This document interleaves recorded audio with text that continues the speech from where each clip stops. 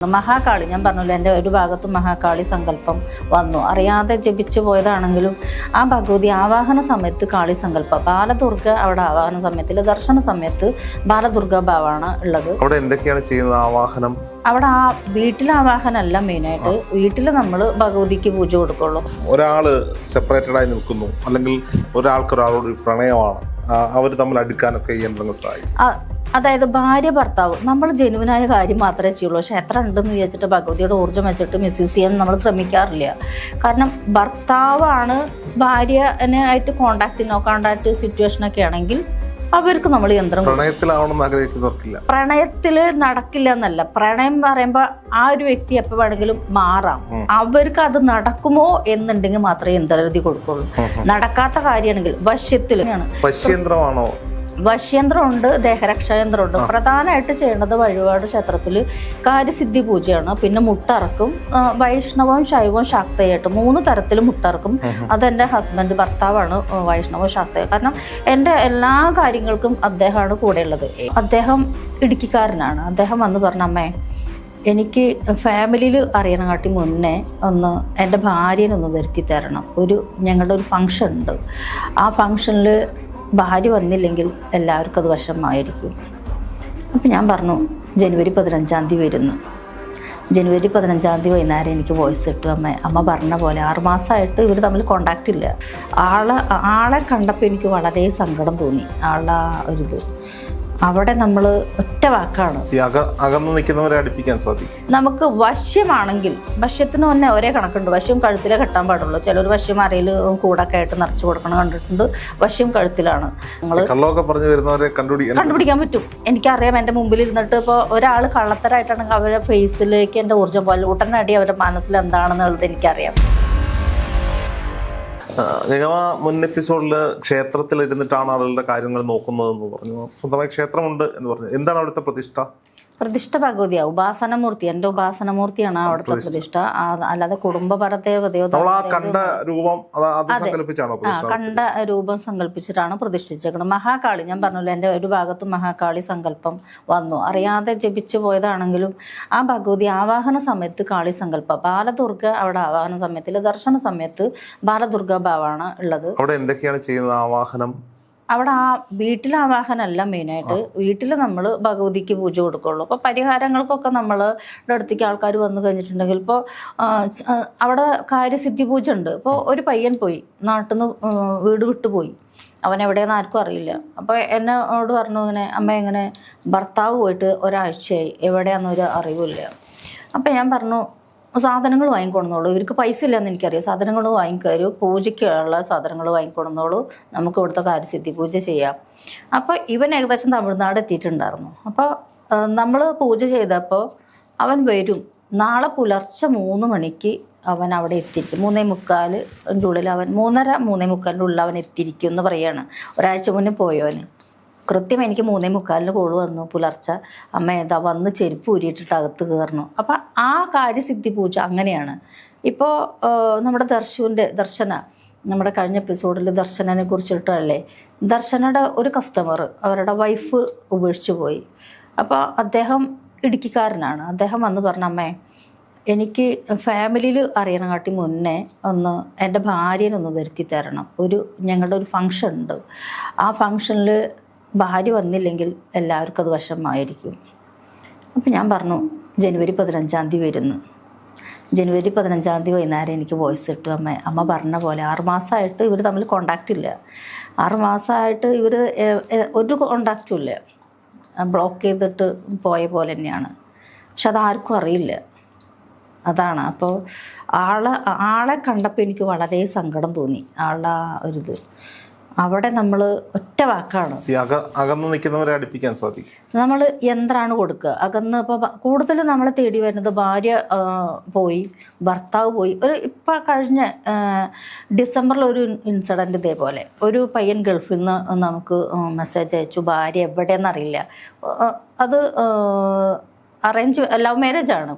2 കാസ്റ്റാണ്. ഒരാൾ ഹിന്ദു, ഒരാൾ മുസ്ലിമാണ്. അപ്പോൾ 2 കാസ്റ്റാണ്. അപ്പോൾ ഭാര്യ എവിടെയെന്ന് അറിയില്ല. ഇട്ടിട്ട് പോയി നാട്ടിലേക്ക് വരുമെന്ന് പറഞ്ഞിട്ട് നാട്ടിലേക്ക് വന്നു. പക്ഷെ ഭാര്യ എവിടെയെന്ന് അറിയണില്ല. അപ്പം നമ്മൾ ഇവിടുന്ന് യന്ത്രം അയച്ചു. യന്ത്രം അയക്കാൻ കൊറിയർ ഓഫീസിലേക്ക് എത്തിയിട്ടുള്ളൂ. ഭാര്യ അവിടെ വന്നു. അപ്പം മെസ്സേജ് വരികയാണ്, ഭാര്യ ഇവിടെ വന്നു അമ്മ, ഇനി യന്ത്രം വേണോ? യന്ത്രം അയച്ചു എന്ന് പറഞ്ഞു ഞാൻ. കാരണം യന്ത്രം അയച്ചിട്ട് അവർ വീട്ടിലേക്ക് എത്തിയില്ല, കൊറിയർ ഓഫീസിൽ എത്തിയിട്ടേ ഉള്ളൂ. നമ്മളവിടെ കൊറിയർ ഓഫീസിൽ കൊണ്ടുപോയി കൊടുത്തിട്ടുള്ളൂ. അതേപോലെ തന്നെ ഒരു സ്ത്രീയുടെ മരുമകളും കുട്ടിയും ഒരു കുട്ടീനായിട്ട് അവർ വീട്ടിൽ പോയി. ഒരു കുട്ടി ഭർത്താവും മകനും വീട്ടിലുണ്ട്. അപ്പോൾ അവർ ഇതേപോലെ പറഞ്ഞു, ഞങ്ങൾക്ക് യന്ത്രം വേണം. യന്ത്രം അയച്ചിട്ട് ഇതേപോലെ കൊറിയർ ഓഫീസിൽ യന്ത്രം എത്തിയിട്ടുള്ളൂ. പക്ഷേ 1.5 വർഷം മുന്നേ ഉപേക്ഷിച്ച് പോയ മകൾ വീട്ടിലെത്തി. അപ്പം നമ്മുടെ യന്ത്രങ്ങൾ പറയുമ്പോൾ ഫാസ്റ്റ് റിസൾട്ടാണ്. അതിന് കാരണം ഈ ഭഗവതിയുടെ ചൈതന്യം തന്നെയാണ്, അല്ലെങ്കിൽ ആ ഊർജം തന്നെയാണ്. വശ്യന്ത്രമാണോ? വശ്യന്ത്രമുണ്ട്, ദേഹരക്ഷായന്ത്രമുണ്ട്. പ്രധാനമായിട്ട് ചെയ്യേണ്ടത് വഴിപാട് ക്ഷേത്രത്തിൽ കാര്യസിദ്ധി പൂജയാണ്. പിന്നെ മുട്ടറക്കും. വൈഷ്ണവവും ശൈവവും ശാക്തയായിട്ട് 3 തരത്തിൽ മുട്ടറക്കും. അതെൻ്റെ ഹസ്ബൻഡ് ഭർത്താവാണ് വൈഷ്ണവവും ശാക്തയും. കാരണം എൻ്റെ എല്ലാ കാര്യങ്ങൾക്കും അദ്ദേഹമാണ് കൂടെയുള്ളത്. A to Z കാര്യങ്ങൾക്ക്. ഇപ്പം ഇന്ന് രാവിലെ മുതൽ എല്ലാ കാര്യങ്ങൾക്കും ഇപ്പം ഇത്ര നേരം ക്ഷമയോട് കൂടിയിട്ട് ഫുഡ് പോലും കഴിക്കാതെ പുള്ളിയിരിക്കുന്നത്. അപ്പോൾ എല്ലാ കാര്യങ്ങൾക്കും ഞങ്ങൾ ഭഗവതി, ഭഗവാൻ, ദേവി, ദേവൻ എന്നുള്ളതിലല്ല, ഞങ്ങൾ തമ്മിൽ സോൾമേറ്റ് കണക്ഷനാണ്. അപ്പോൾ ആ ഒരു ചിന്തയിലാണ് ഞങ്ങൾ പോണത്. അപ്പോൾ അവിടെ വരുന്ന എല്ലാ കാര്യങ്ങളും ഞങ്ങൾ രണ്ടാളും ഒരുമിച്ചിട്ടാണ് ചെയ്യുക. അപ്പോൾ ഈ ഒരാള് സെപ്പറേറ്റഡ് ആയി നിൽക്കുന്നു, അല്ലെങ്കിൽ ഒരാൾക്കൊരാളോട് പ്രണയമാണ്, അവർ തമ്മിൽ അടുക്കാനൊക്കെ ഈ യന്ത്രങ്ങൾ സഹായിക്കും.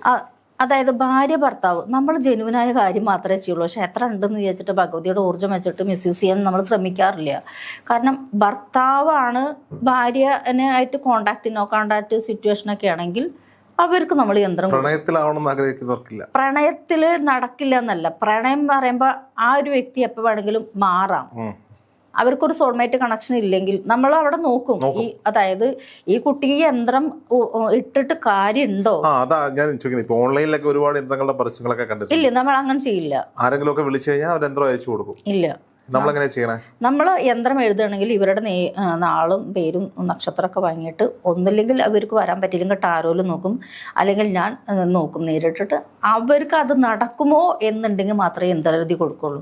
നടക്കാത്ത കാര്യമാണെങ്കിൽ, വശ്യത്തിൽ ദേഹരക്ഷയാണെങ്കിൽ അവർക്ക് ഇപ്പോൾ നെഗറ്റീവ്സ് ഉണ്ടെങ്കിൽ അവർക്ക് ദേഹരക്ഷ ശരിയാണ്. പക്ഷെ നമുക്ക് വശ്യമാണെങ്കിൽ, വശ്യത്തിന് തന്നെ ഒരേ കണക്കുണ്ട്. വശ്യം കഴുത്തിലേ കെട്ടാൻ പാടുള്ളൂ. ചിലർ വശ്യം അരയിൽ കൂടൊക്കെ ആയിട്ട് നിറച്ച് കൊടുക്കണം കണ്ടിട്ടുണ്ട്. വശ്യം കഴുത്തിലാണ്. കയ്യിൽ കെട്ടേണ്ട യന്ത്രം, അരയിൽ കെട്ടണ യന്ത്രം, കഴുത്തിൽ കെട്ടണ യന്ത്രങ്ങളൊക്കെ ഉണ്ട്. ഓരോ കാറ്റഗറീസ് ഉണ്ട് യന്ത്രങ്ങൾക്കും. അപ്പോൾ വശ്യമാണെങ്കിൽ കഴുത്തിലാണ്. പക്ഷെ അത് ഭാര്യ ഭർത്താവ് ബന്ധത്തിൽ മാത്രമേ ഞങ്ങൾ ചെയ്യാറുള്ളൂ. കാരണം എന്താണെങ്കിൽ റിലേഷൻഷിപ്പ് ഇപ്പോൾ തേർഡ് പാർട്ടിയാണ്. അപ്പോൾ അവർക്കൊരു ഭർത്താവ് ഉണ്ടെന്ന് വിചാരിക്കൂ. അപ്പോൾ ആ ഭർത്താവുള്ള ഒരു സ്ത്രീ വന്നിട്ട് വേറൊരാളെ വേണമെന്ന് പറയുമ്പോൾ നമുക്കത് ചെയ്തു കൊടുക്കാൻ പറ്റില്ല. കാരണം അത് പ്രകൃതിക്ക് എതിരാണ്. കാരണം അതേപോലെ ഒരു ലേഡീനെ വേണം. ഇവർക്ക് ഒരു ഭാര്യ ഉണ്ടെന്ന് വിചാരിക്കും. ഒരു പുരുഷന് പറയണ ഒരു ലേഡീനെ വേണം. ഇവിടെ ഭാര്യ ഉണ്ടെങ്കിൽ ഞാൻ പറയാം അത്രയും കൺസൾട്ടിങ് ഞാൻ എടുക്കാറില്ല. കാരണം അത് ജെനുവിനല്ല. വേറൊരു കാരണം അവിടെ അവരുടെ ആവശ്യങ്ങൾക്ക്, ശാരീരിക ആവശ്യങ്ങൾക്കോ മാനസിക ഉല്ലാസത്തിനോ വേണ്ടിയിട്ടാണ് ആ ഒരു ബന്ധം നിലനിർത്തിക്കൊണ്ടു പോകും. അത് രഹസ്യമായിട്ട് അത്തരം കാര്യങ്ങൾ നമ്മൾ ചെയ്യാറില്ല. ഞാൻ ടാരോ പോലും റീഡ് ചെയ്യാൻ അത്ര റീഡിങ് എടുക്കാറുമില്ല. തേർഡ് പാർട്ടി റിലേഷൻഷിപ്പ് ഞാൻ എടുക്കാറില്ല, നോക്കാറില്ല, ചെയ്യാറില്ല. ജെനുവിനായ കാര്യങ്ങളാണെങ്കിൽ നമ്മൾ പറഞ്ഞിട്ട് നോക്കിയിട്ട് അവർ വരുമോ എന്നുണ്ടെങ്കിൽ ഏകദേശം 4000-ഓളം യന്ത്രങ്ങൾ കണ്ടുപിടിക്കാൻ പറ്റും. എനിക്കറിയാം. എൻ്റെ മുമ്പിൽ ഇരുന്നിട്ട് ഇപ്പോൾ ഒരാൾ കള്ളത്തരായിട്ടാണെങ്കിൽ അവരുടെ ഫേസിലേക്ക് എൻ്റെ ഊർജ്ജം പോലെ ഉടനടി അവരുടെ മനസ്സിൽ എന്താണെന്നുള്ളത് എനിക്കറിയാം. അപ്പോൾ അത് കാരണം കൊണ്ട് ഇവർ കള്ളം പറഞ്ഞാലും ചില കാര്യങ്ങൾ നടന്നാലും ഇവർ പറയുന്നത് നടന്നിട്ടില്ല. പക്ഷെ ചില റിലേഷൻഷിപ്പ് ഭാര്യയും ഭർത്താവും കൂടിയിട്ടാണ് വന്നിട്ടിരിക്കണമെങ്കിൽ അവർക്ക് വേറെ റിലേഷൻഷിപ്പ് ഉണ്ടെങ്കിൽ ഭാര്യയുടെ മുമ്പിൽ പറയില്ല. കാരണം അത് അവരുടെ വീട്ടിൽ പോയി കഴിഞ്ഞാൽ അവർ തമ്മിൽ അടിയാവും. ഭാര്യയ്ക്കുണ്ടെങ്കിൽ ഭർത്താവിനോടും പറയില്ല, ഭർത്താവുണ്ടെങ്കിൽ ഭാര്യയോടും പറയില്ല. അതിനില്ലാണ്ടാക്കാനുള്ള മാർഗങ്ങൾ അവരോട് രഹസ്യമായിട്ട് പറഞ്ഞു കൊടുക്കുക. കാരണം അത് അവർക്ക് ആ ഒരു ബന്ധം എങ്ങനെയാണ് അവരുടെ ലൈഫിൽ ഉണ്ടാവുക എന്നുള്ളത് പറഞ്ഞു കൊടുക്കുമ്പോൾ പിന്നെ ഒരുപാട് പേര് കരഞ്ഞ് കാല് പിടിച്ച ആൾക്കാരൊക്കെ ഉണ്ട്. കാരണം ലൈഫ് തകർന്നിട്ട് ഇപ്പോഴും ഇപ്പം ഇന്ന് തന്നെ മെസ്സേജുകൾ വന്നിട്ടുണ്ട് ലൈഫിൻ്റെ. കാരണം എല്ലാവരുടെയും നമ്മുടെ കേരളത്തിലുള്ള ജെൻസ് ആവട്ടെ ലേഡീസ് ആവട്ടെ ആരാവട്ടെ ലൈഫ് വേറൊരു ലെവലിലേക്കാണ് പോയിക്കൊണ്ടിരിക്കണം. കാലം മാറി. കാരണം എല്ലാവരും എക്സ്ട്രാ മാരിറ്റൽ ലൈഫ് ആഗ്രഹിക്കുകയാണ്. സന്തോഷം ആഗ്രഹിച്ചിട്ടാണല്ലോ ഈ എക്സ്ട്രാ മാരിറ്റൽ ലൈഫ് ആഗ്രഹിക്കുന്നത്. കാരണം അവർക്ക് വീട് അവർക്ക് സക്സസ് ഒരു എന്താ പറയുക അവരെ വീട്ടിൽ നിന്നൊന്നും അവർക്കൊന്നും കിട്ടുന്നില്ല. സന്തോഷം അവർ പുറത്താണ് തരയണത്. ഭാര്യയ്ക്ക് വേറെ ബന്ധം. ഞാനിത് ആരും കുറ്റപ്പെടുത്തില്ല. കാരണം എൻ്റെ റീഡിങ്ങിലും നമുക്ക് വരുന്ന ക്ലയൻ്റ് എല്ലാം അങ്ങനെയാണ്. ഭാര്യയ്ക്ക് വേറെ ബന്ധം, ഭർത്താവിന് വേറെ ബന്ധം. ഇവരൊന്നും സംസാരിച്ച തീരാവുന്ന പ്രശ്നമേ ഉള്ളൂ. അതവർ സംസാരിക്കാനോ ആ പ്രശ്നങ്ങളെ സോൾവ് ചെയ്യാനോ അവർ ശ്രമിക്കണില്ല. ഇത് ഇവർ ഷെയർ ചെയ്യണത് മറ്റൊരാളോടാണ്. അപ്പം ആ ആൾ ഇവരുടെ സാഹചര്യങ്ങളെ മിസ്യൂസ് ചെയ്യും. പൈസ ലക്ഷങ്ങൾ ഓരോ സ്ത്രീകൾ മറ്റൊരാൾക്ക് കൊടുത്തിട്ട് അവർ ട്രാപ്പിലായിക്കൊണ്ടിരിക്കുകയാണ്. അതായത് ഇവരോടുള്ള ഇഷ്ടം കൊണ്ട് ഇവർ കൊടുത്ത പൈസയും സ്വർണ്ണമൊക്കെ ചിലരെന്നെ ഫെമിനിച്ചി എന്നൊക്കെ വിളിക്കുന്നുണ്ട്. കാരണം എന്താ വെച്ചാൽ ഞാൻ ഫെമിനിച്ചി ആയിട്ടല്ല, ഇതാണ് സത്യം. അപ്പം ഈ പെൺകുട്ടികൾ ആത്മഹത്യ ചെയ്യണ വക്കീലാണ് പിന്നെ പോയി നിൽക്കുക. പെൺകുട്ടികൾ മാത്രമല്ല ആൺകുട്ടികളും ചീറ്റ് ചെയ്യുന്നുണ്ട്. കാരണം ഇപ്പോൾ ഒരു റീഡിങ് വന്നു, ഏകദേശം 9 ലക്ഷം രൂപ ഈ പയ്യൻ്റെ നിന്ന് ആ ലേഡി പറ്റിച്ചു പോയി. അയാൾക്കാണെങ്കിൽ ഇതിനോട് ഭയങ്കര ഒരു ആ കുട്ടിയെ അവർ കണ്ട ഒരു അവസ്ഥയിൽ അവരുടെ ആ ഒരു സിമ്പതി തോന്നിയിട്ട് ആ സിമ്പതി ഈ ലേഡി മുതലെടുത്തിട്ട് 8-9 ലക്ഷം രൂപ. ഇതാണ് ലൈഫ് കേരളത്തിൽ കൂടെ. ഈ കാര്യസിദ്ധികൾക്കായി അവിടെ കാര്യസിദ്ധി പൂജയുണ്ട്, ഈ പറയപ്പെടുന്ന കൺസൾട്ടിംഗ് ഉണ്ട്. അതായത് വശ്യവും മറ്റു കാര്യങ്ങളും ഒക്കെയാണ് എന്താണ് ചെയ്യേണ്ടത് കൺസൾട്ട് ചെയ്തിട്ട് അതിന് വേണ്ട പരിഹാര മാർഗങ്ങൾ നിർദ്ദേശിക്കുകയും ചെയ്തു കൊടുക്കുകയും ചെയ്യും. മുട്ടിറക്കലുണ്ട്. അപ്പൊ ഇതൊക്കെ ഞാൻ ചോദിക്കട്ടെ, ഇതൊക്കെ നമ്മൾ പലയിടത്തും കാണാൻ ഭയങ്കര എക്സ്പെൻസീവ് ആണ്. ഈ വശ്യം, ഈ പറയപ്പെടുന്ന ലോക്കറ്റുകൾ, യന്ത്രങ്ങൾ ഒക്കെ നമ്മൾ ചെയ്തതും അത്രത്തോളം വലിയ നമ്മൾ അങ്ങനെ എക്സ്പെൻസീവ് ആവണില്ല. നമ്മൾ അതിൻ്റെ ജെന്യുവനായ കാര്യങ്ങൾ, നമുക്ക് യന്ത്രവിധാനങ്ങളുണ്ട്, യന്ത്രവിധികളുണ്ട്. ഇപ്പോൾ എഴുതി അത് ജലാധിവാസം ചെയ്ത് പുറ്റുമണ്ണ് കുഴച്ചിട്ട് അതിൽ കഴുകി അതിലേക്കാണ് ഈ പ്രാണപ്രതിഷ്ഠ ചെയ്യുക. ഏതാണോ ദേവത ആ ദേവതനെ പ്രാണപ്രതിഷ്ഠ ചെയ്യുക. അതായത് കാരണം നമ്മളല്ലാതെ ഇപ്പം എല്ലാവരും എന്താ ചെയ്യണമെങ്കിൽ ഏതെങ്കിലും ഇങ്ങനത്തെ കടകളിൽ യന്ത്രങ്ങൾ എഴുതി കമ്പ്യൂട്ടറിൽ എഴുതി വെച്ചിട്ടുണ്ടാവും. അത് കൊണ്ടുപോയിട്ട് വാങ്ങിയിട്ടാണ് ഇവർ ഏലസ് കൊടുക്കണം. നമ്മൾ അങ്ങനെയല്ല, ഞാൻ എഴുതും അദ്ദേഹം എഴുതും. അദ്ദേഹം യന്ത്രം പഠിച്ചു. ഞാൻ പറഞ്ഞല്ലോ മുന്നേ ഗുരുവിൻ്റെ കാര്യം പറഞ്ഞല്ലോ, അദ്ദേഹം ആ ഗുരുവിൻ്റെ നിന്ന് യന്ത്രം പഠിച്ചു. ഞാൻ മനസ്സാ ഏകലവ്യനെ പോലെ അദ്ദേഹത്തെ ഗുരുവായിട്ട് സങ്കല്പിച്ചിട്ട് അവസാനം പോയിട്ട് അദ്ദേഹത്തിൻ്റെ കാല് പിടിച്ച് അനുഗ്രഹം വാങ്ങി. കാരണം എൻ്റെ ഒരു ആഗ്രഹമായിരുന്നു, 3 ആഗ്രഹങ്ങളാണ് ഞാൻ എൻ്റെ ഭർത്താവിനോട് പറഞ്ഞത്. ഒന്ന് മൂകാംബിയിൽ കൊണ്ടുപോകണം, ഒന്ന് ഈ ഗുരുവിനെ കാണിച്ചു തരണം, ഒന്ന് കാമാക്കി പോകണം. അപ്പം 2ാമത്തെ ആഗ്രഹം, കാരണം അദ്ദേഹത്തിനെ കണ്ടുപിടിച്ചു മരിക്കണേണ്ടിയും 1 മാസം മുമ്പേ അദ്ദേഹത്തിന്റെ പോയി അനുഗ്രഹം വാങ്ങി തലയിലൊക്കെ കട്ട് അനുഗ്രഹിച്ചു. ആള് മുരുകഭക്തനാ, ഭയങ്കര മുരുകഭക്തനാ അദ്ദേഹം. അപ്പൊ ആ അനുഗ്രഹം തന്നപ്പോ എനിക്ക് പൂർണ്ണതയായില്ലോ, ആ ഗുരുവിൽ നിന്ന് തന്നെ അനുഗ്രഹം കിട്ടിയപ്പോ. അതെ. എന്തായാലും അമ്മയുടെ കോൺടാക്ട് നമ്പർ നമ്മൾ ഡിസ്ക്രിപ്ഷനിൽ കൊടുക്കാം. എന്തെങ്കിലുമൊക്കെ സംശയങ്ങളോ ഇതുപോലെ കർമ്മങ്ങൾ ചെയ്യാനോ അല്ലെങ്കിൽ അവരുടെ കാര്യങ്ങൾ നോക്കാനോ ഒക്കെ ഉള്ളവർക്ക് ആ നമ്പറിൽ ബന്ധപ്പെട്ട് കഴിഞ്ഞാൽ അവിടെ നിന്ന് കൃത്യമായ മറുപടി ലഭിക്കും.